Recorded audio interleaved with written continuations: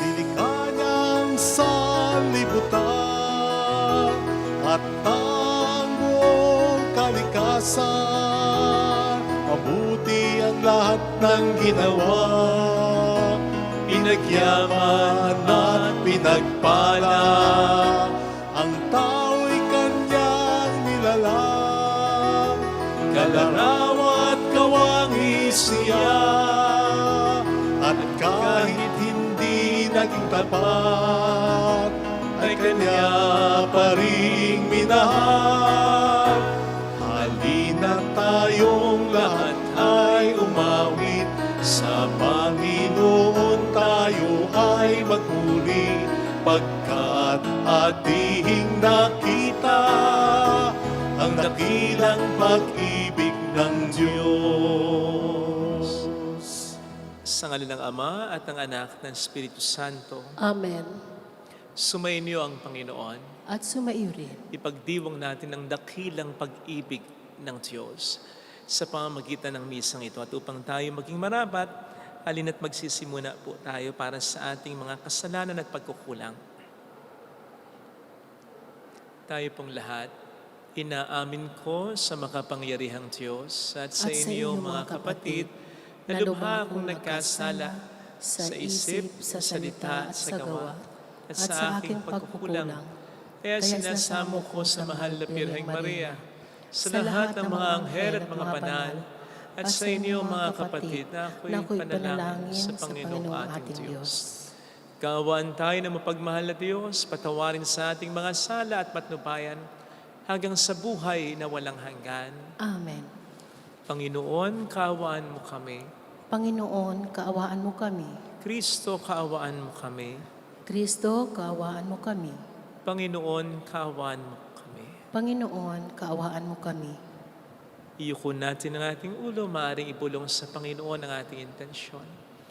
Kasamang intensyon para sa mga OFW, lalo na para sa mga tumutulong sa ating simbahan.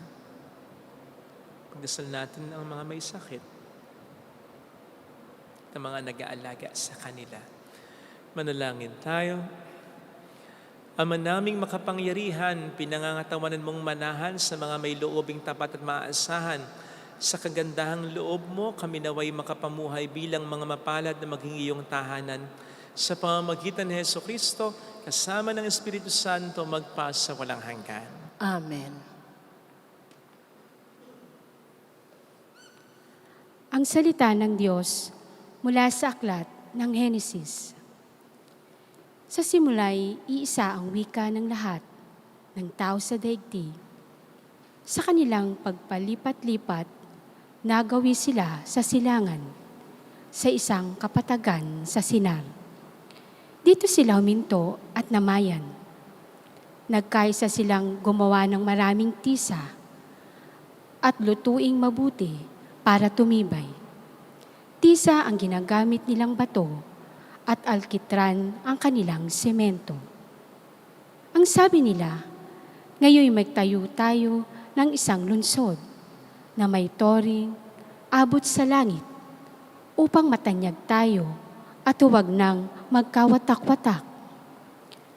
Bumaba ang Panginoon upang tingnan ng lungsod at ang toreng itinatayo ng mga tao. Sinabi niya, ngayon ay nagkakaisa silang lahat at iisa ang kanilang wika. Pasimula pa lamang ito ng kanilang mga binabalangkas.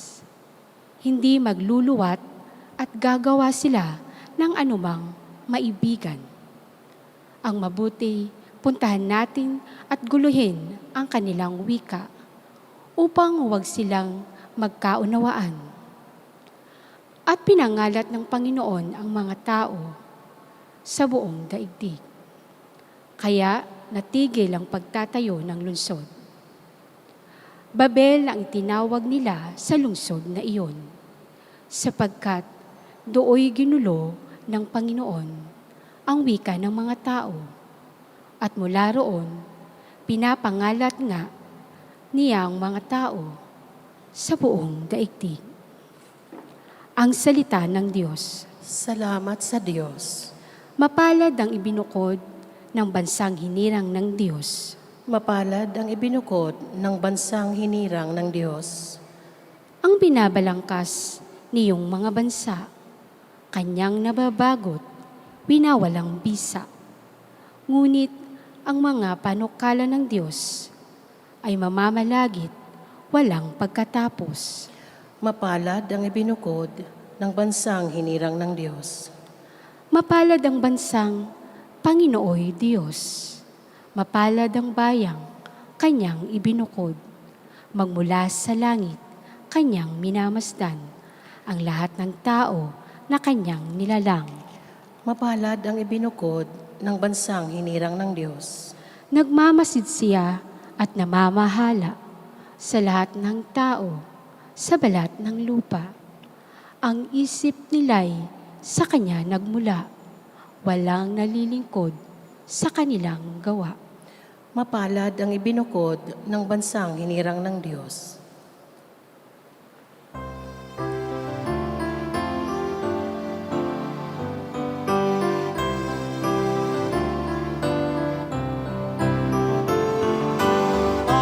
Alleluia. Alleluia.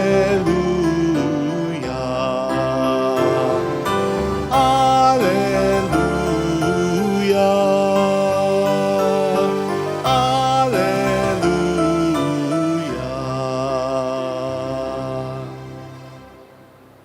Sumayin niyo ang Panginoon. At sumaiyo rin. Ang mabuting balita po ng Panginoon ayon kay San Marcos. Papuri sa iyo, Panginoon.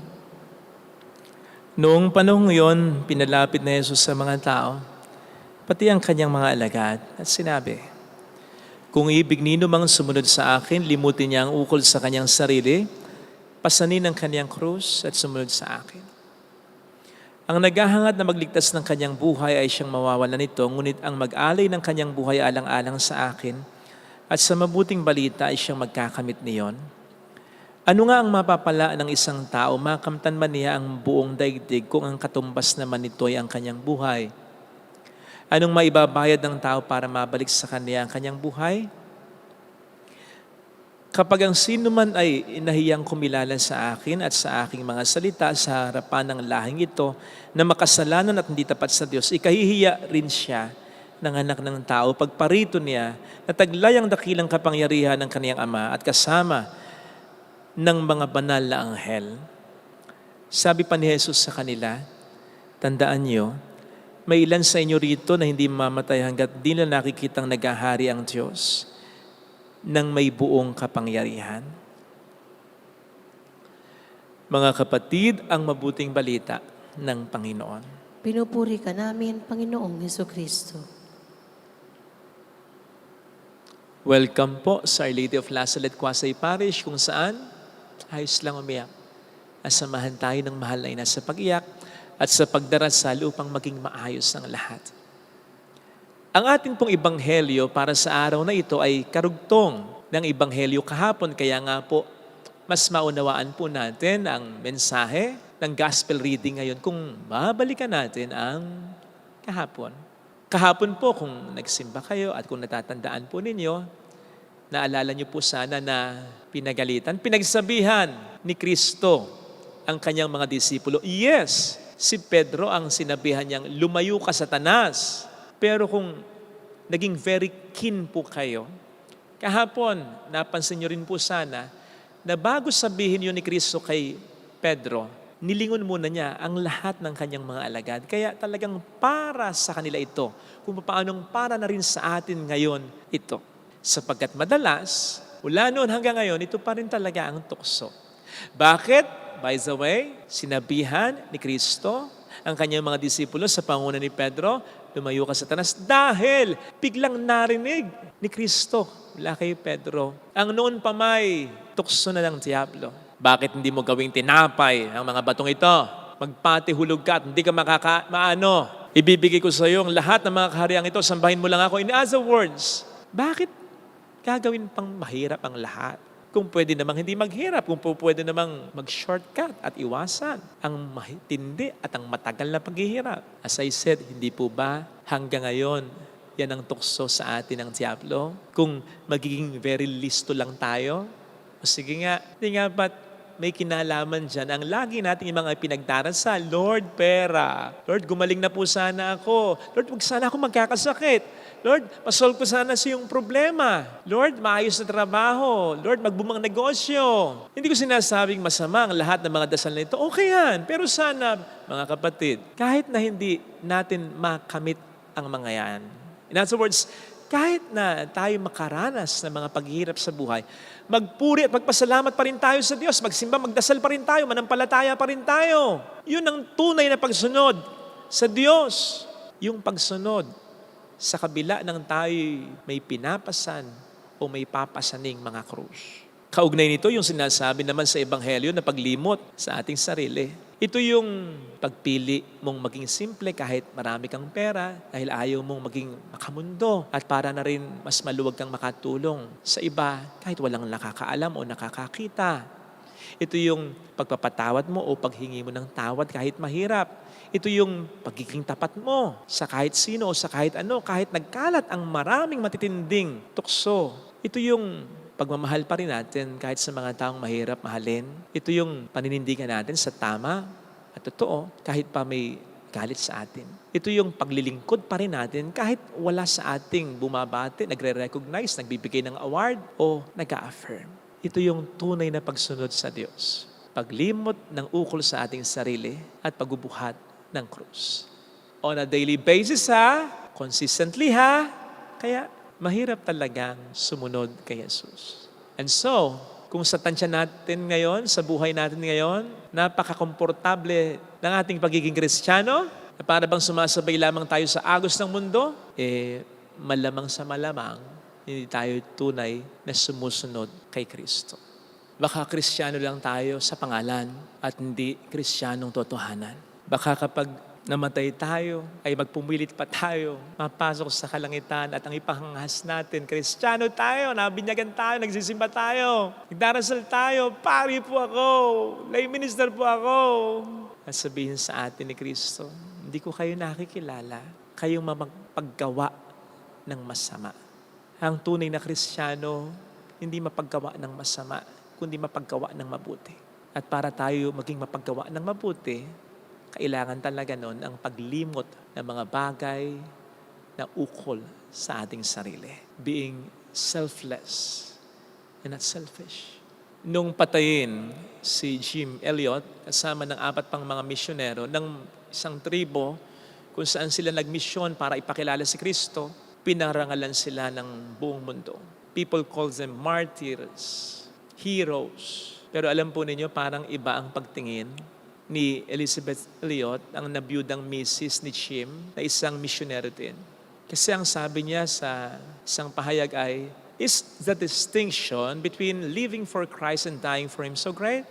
Is not the second the logical conclusion of the first?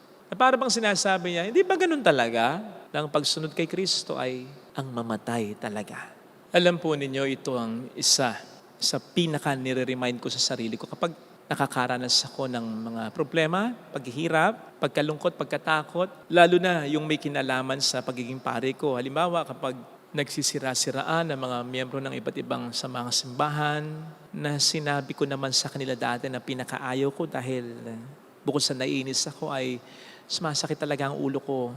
In a sense na hindi ko talaga maunawaan. Bakit pare-pareho namang naglilingkod sa simbahan ay ayaw magbigayan? Halimbawa rin kapag may tinuturo ako na ilang taon na hindi pa rin ganap na matutunan, paulit-ulit na lang yung mga kamalian.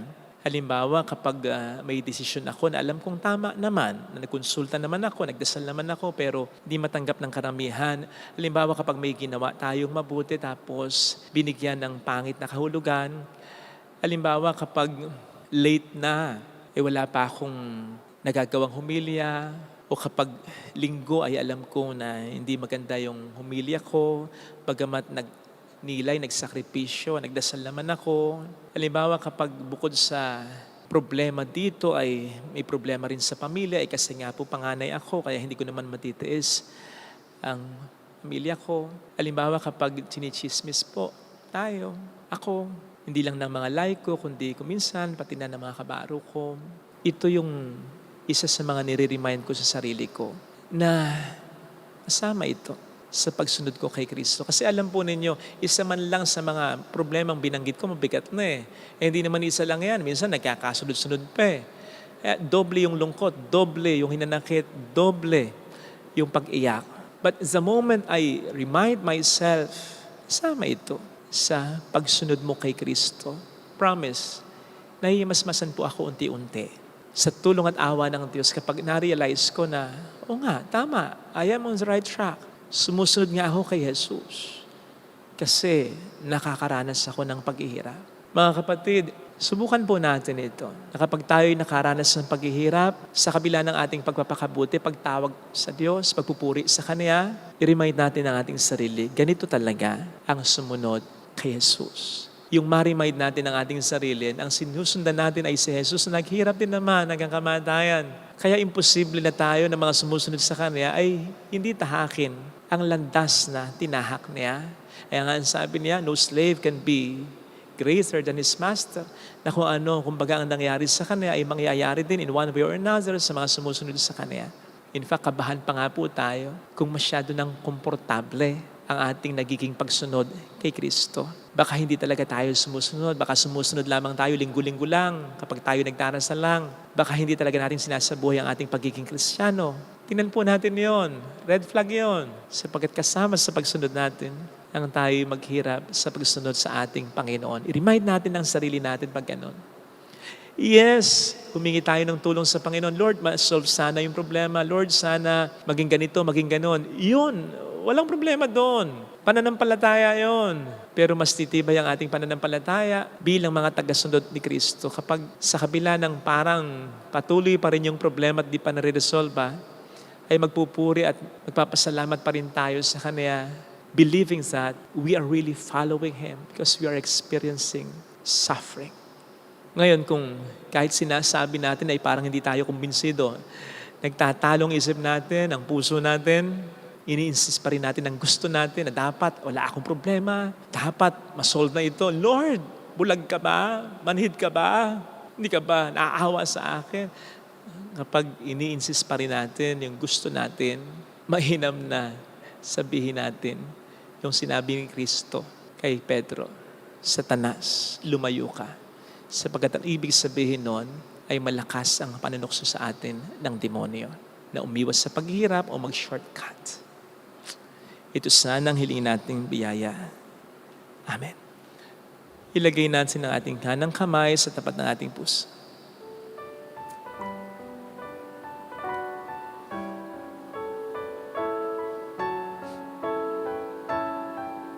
Awitin natin. Alam kong may magagawa ang Diyos.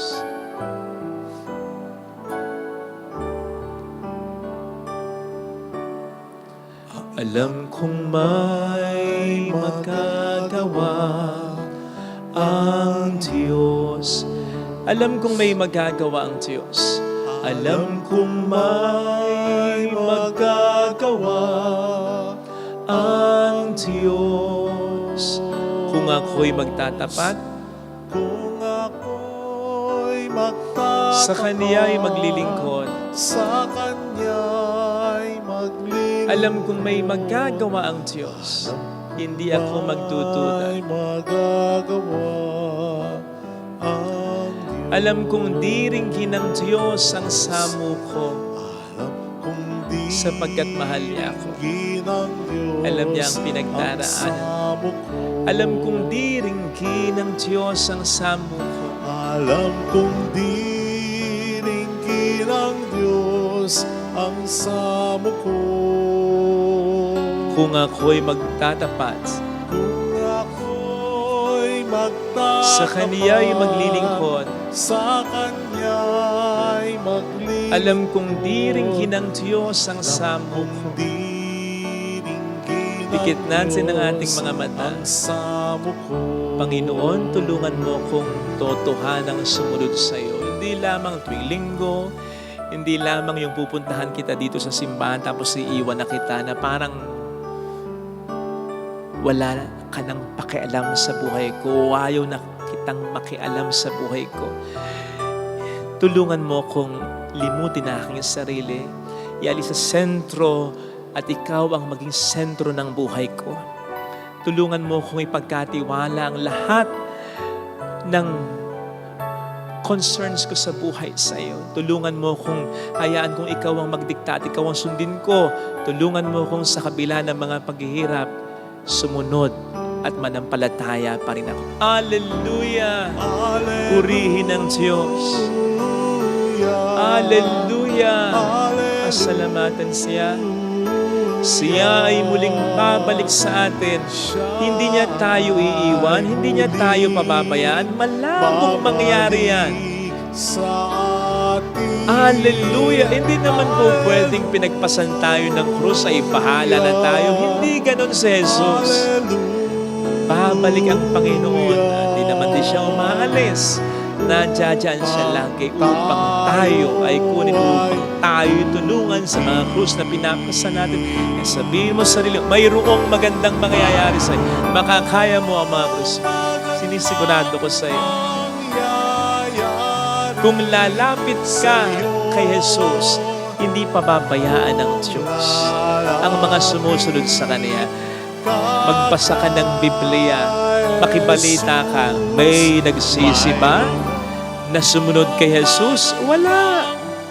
Si Judas nagsisi na hindi siya sumunod talaga kay Jesus. Umiwas siya sa paghihirap. Nag-shortcut siya. Kapatid, may biyaya sa paghihirap. Sapagkat iyan ay pagsunod natin kay Jesus na dumanas din ng paghihirap. Papuri sa Ama at sa Anak sa Espiritu Santo. Kapara ng sa unang-una, ngayon at magpakailanman, magpasawalang hanggan. Amen. Pag-aalay.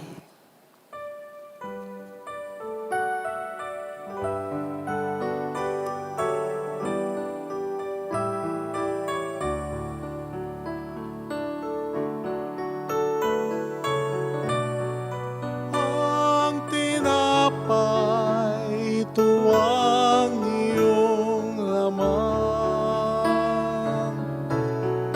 At ang alak, ito ang iyong dugo. Laman mo'y niyain upang lahat ay buhayin. Ang lumabak ng lahat ay mapatawan.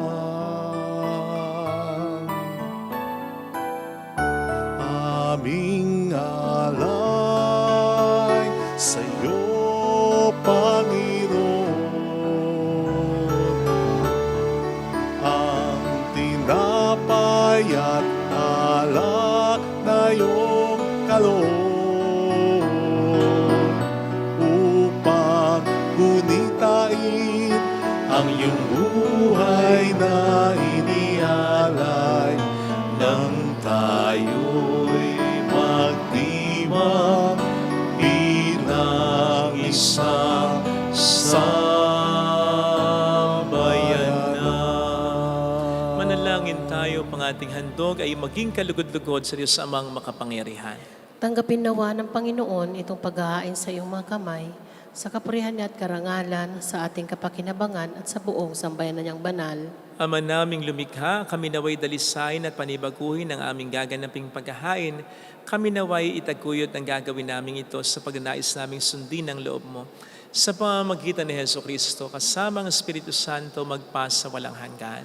Amen. Sumainyo ang Panginoon. At sumaiyo rin. Itaas sa Diyos ang inyong puso at diwa. Itinaas na namin sa Panginoon. Pasalamatan ng ating Panginoong Diyos. Marapat na siya ay pasalamatan. Ama naming makapangyarihan, tunay ngang marapat na ikaw ay pasalamatan na sa iyong aming buhay pagkilos at pag-iral. Sa pamumuhay namin araw-araw, tinatamasa namin ang iyong pagmamahal. Sa pag-ibig mong ipinlas ang katauhan, ang Espiritu Santo'y unang aning bigay ng anak mong naglagak sa amin ng katiyakang nakalaang mabuhay kami sa piling mo kailanman.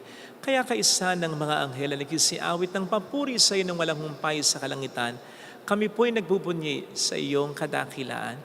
Santo, Santo, Santo, Panginoong Diyos ng mga hukbo, napupuno ang langit at lupa ng kadakilaan mo. Hosana sa kaitaasan, pinagpalang na paririto sa ngalan ng Panginoon. Hosana sa kaitaasan. Ama naming banal, ikaw po ang bukal ng tanang kabanalan, kaya't sa pamamagitan po ng iyong Espiritu, gawin mong banal ang mga kaloob na ito upang para sa amin ay maging katawan at dugo ng iyong anak, na aming Panginoong Hesukristo. Bago niya pinagtiis ang kusang loob na maging handog, hinawakan niya ang tinapay. Pinasalamatan kaniya, pinaghati-hati niya iyon, iniabot sa kaniyang mga alagad at sinabi, tanggapin ninyong lahat ito at kanin. Ito ang aking katawan na ihahandog para sa inyo.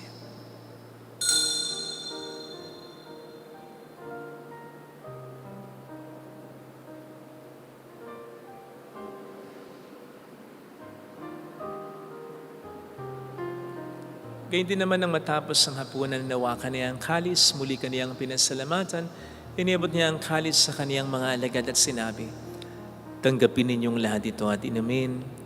Ito ang kalis ng aking dugo ng bago't walang hanggang tipan. Ang aking dugo na ipupuhos para sa inyo at para sa lahat, sa ikapagpatawad ng mga kasalanan. Gawin niyo ito sa pag-alala sa akin.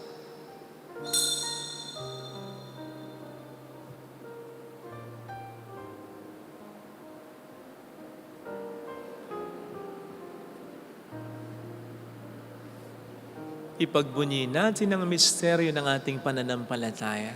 Si Kristo'y namatay, si Kristo'y nabuhay, si Kristo'y babalik sa wakas ng panahon. Ama, ginagawa namin ngayon ang pag-alaala sa pagkamatay at muling pagkabuhay ng iyong anak, kaya inialay namin sa iyong tinapay ng buhay at ang kalis ng kaligtasan. Kami po'y nagpapasalamat dahil kami iyong minarapat na tumayo sa harap mo para maglingkod sa iyo. Sinasamo namin kami na magsasalo sa katawan at dugo ni Kristo ay mabuklod sa pagkakaisa sa pamamagitan ng Espiritu Santo. Ama, lingapin mo ang iyong simbahang laganap sa buong daigdig. Puspusin mo kami sa pag-ibig. Kaysa ni Francisco na aming Papa, ni Dennis na aming Obispo at ang Tanang Kaparian, alalahanin mo po ang mga kapatid naming nahimlay nang may pag-asang sila'y muling mabubuhay, lalo na po ang aming mga ipagdarasal. Saglit tayong yumuko at tahimik nating ipagdasal ang ating mga minamahal na yumao. Kawaan mo sila at patuloyin sa iyong kaliwanagan. Kawaan mo at pagkingtapatin kaming lahat na makasalo sa iyong buhay na walang wakas. Kaysa ang mahal na Birhen ng Lazaret, ang ina ng Diyos, isanuse ang kabiyak ng kanyang puso, lahat ng mga banal na namuhay dito sa daigdig ng kalugod-lugod sa iyo, maipagdiwang naman namin ang pag-upuri sa ikararangal mo sa pamamagitan ng iyong anak na aming Panginoong Hesukristo. Sa pamamagitan ni Kristo, kasama niya at sa Kanya, ang lahat ng parangal, papuri ay sa iyo, Diyos amang makapangyarihan, kasamang Espiritu Santo, magpa sa walang hanggan. Amen. Tumawag tayo sa ating Ama.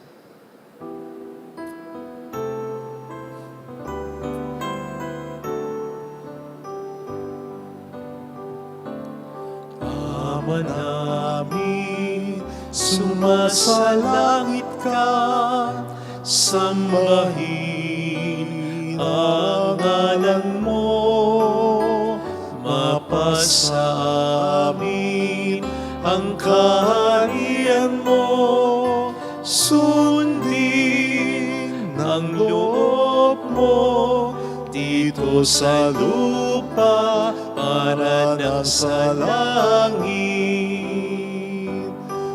Bigyan mo kami ngayon ng aming kakanin sa araw-araw, at patawarin mo kami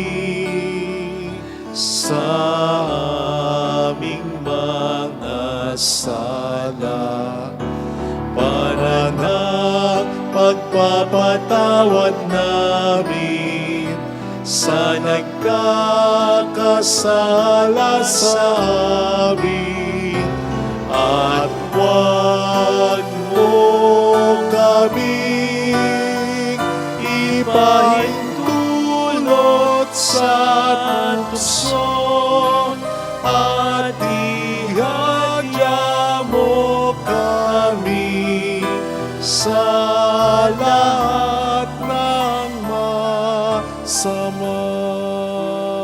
Iniling namin kami adya sa lahat ng masama, pagkalooban ng kapayapaan araw-araw, iligtas sa kasalanan sa kapahamakan, pati na sana sa mga seryosong karamdaman kami ay maadya, samantalang aming pinaghahandaan ang dakilang araw ng pagpapahayag ng tagapagligtas namin sa Heso Kristo.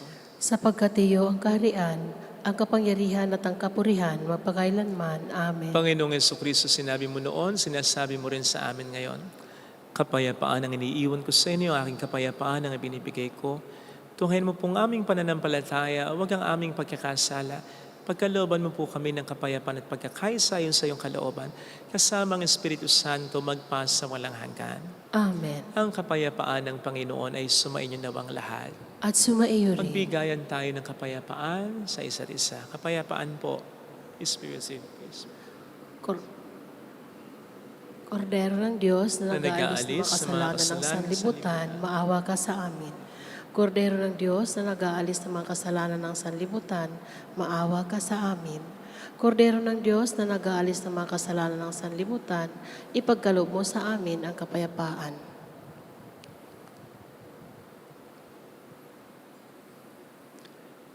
Narito sa harap natin ng Panginoon ang ating buhay at kaligtasan, palad tayong inaaneya.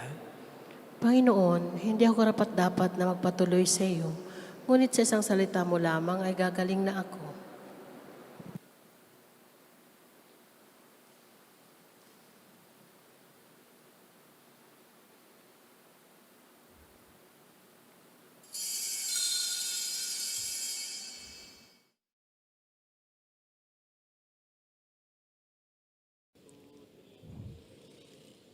Panalangin para sa espiritual na pakikinabang. Panginoong Hesus, ako ay naniniwala na ikaw ay nasa kabanal-banalang sakramento. Iniibig kita ng higit sa lahat at ninanasa kong tanggapin ka sa aking kaluluwa. Sapagkat sa mga sandaling ito, hindi kita matatanggap sa sakramento. Tumuloy ka sa espiritu sa aking puso. Niyayakap kita na parabang naririto ka na. Inaalay ko ng buong buo ang aking sarili sa iyo. Huwag mong hayaang mawalay ako sa iyo. Amen.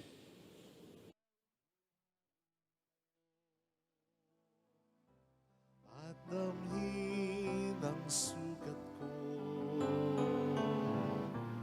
ang dusa at hirap ko ay para sa iyo, Panginoon ko. Ang tulad ko'y walang karapatan, sa iyo ay tumanggap, ngunit sa isang bigkas mo lamang ay gagaling na ako. Panginoon ko, ang buhay ko'y walang karapatan, sa iyo ay tumanggap, ngunit sa isang bigkas mo lamang ay gagaling na ako. Ay gagaling na ako. Ay gagaling na ako. Manalangin tayo. Ama naming mapagmahal, kaming pinapagsalo mo sa banal na pakikinabang, ay gawin mong laging manabik na pagsaluhan ng kaloob mong ito sa aming kabubuhay. Sa pamamagitan ni Jesucristo kasama ang Espiritu Santo, magpasa walang hanggan. Amen. Holy God, Holy Mighty One, Holy Immortal One, Have mercy on us and on the whole world. Holy God, Holy Mighty One, Holy Immortal One, Have mercy on us and on the whole world. Holy God, Holy Mighty One, Holy Immortal One, Have mercy on us and on the whole world. Jesus, King of Mercy, We trust in you. alalahanin, Alalahanin, o mahal na Birhen ng Lasalet, ina ng pag-asa, ikaw na nagpapaalala sa aming magbalik loob sa Ama. Ito ang nagpapatunay na ang kagandahang loob mo'y nanatiling busilak sa pag-aaruga mo sa amin tungkulin mo'y tinupad. Sa paanan ni Kristo itinuring mo kaming mga tunay mong anak. Kaya ninais mong ni Isay huwag mapahamak. Maging sa iyong walang tigil na pananalangin pati luhay pumatak. Huwag namang mawala ng saysay ang iyong paghihirap.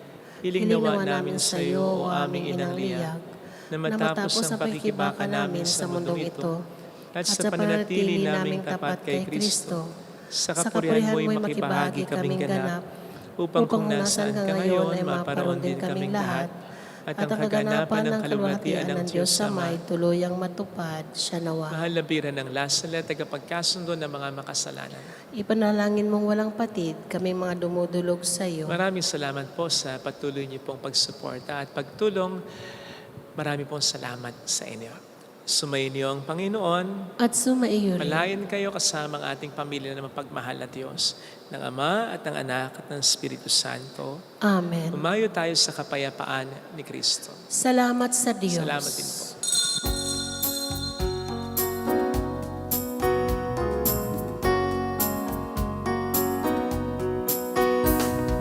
On this day, O Mother of our Lord, we sing you praise for lighting up our way.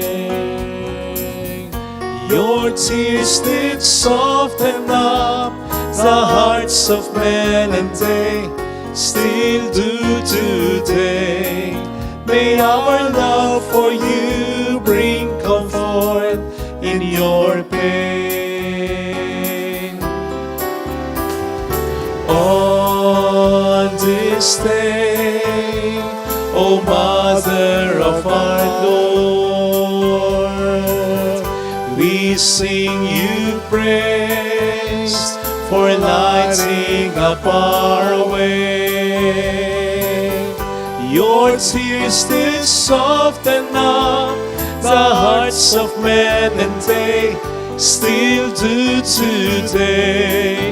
May our love for you bring comfort in your pain.